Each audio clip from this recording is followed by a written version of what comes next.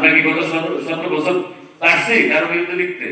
আমি দিনকালে নিউজে করছিলাম, শুধু লেখার কারণে দিনকাল বন্ধ করেছে, আমাদের পত্রিকা বন্ধ করছে নয়, তারপর দিগন্ত টেলিভিশন বন্ধ করে দিয়েছে, ইসলামিক টেলিভিশন বন্ধ করে দিয়েছে, তারপর আপনার অসংখ্য মিডিয়া, শত শত মিডিয়া তারা বন্ধ করে দিয়েছে। তাদের বিরুদ্ধে কোনো তাদের নাম লওয়া গেছে না, বিরুদ্ধে বলেই অ্যাকশন। ৬৬ জন সাংবাদিককে হত্যা করা হয়েছে গত ১৭ বছরে।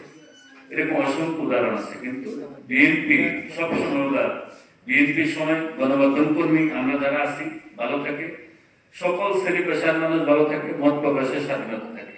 আজকে বেগম খালেদা জিয়াকে এই জন্য আমি আল্লাহর কাছে প্রার্থনা করি যে এই সংবাদপত্রের যেটুকু ভূমিকা উনি রাখছেন, শুধু সংবাদপত্র বললাম, বাকিগুলো বাদ দিলাম। গার্মেন্টস, মেয়েদের শিক্ষা, অবৈতনিক শিক্ষা, বিনামূল্যে বই বিতরণ, তারপরে আপনার এই দেশের অগ্রগতিতে যে উন্নয়নমূলক কর্মকাণ্ড করছে সেগুলো বাদ দিলাম।